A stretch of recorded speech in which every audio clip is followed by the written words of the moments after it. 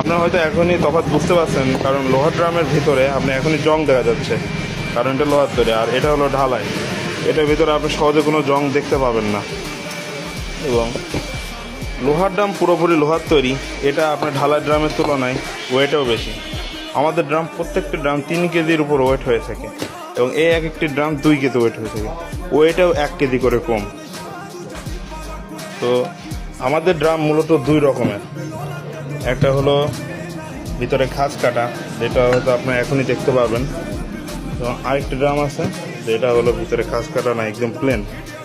তো যে যেমন চায় আমরা তাদেরকে তেমন দিই। তো ড্রাম আমরা বলছি না যে এগুলো খারাপ, সবই ভালো।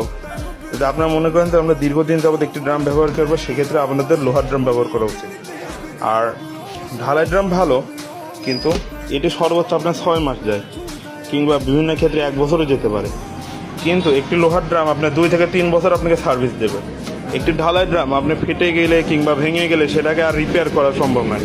বাট এটি লোহার ড্রামে আপনি সেটা ফেটে গেলে কিংবা ভেঙে গেলে সেটিকে আপনি ঢালাইয়ের মাধ্যমে আবার নতুন করে রিপেয়ার করতে পারবেন।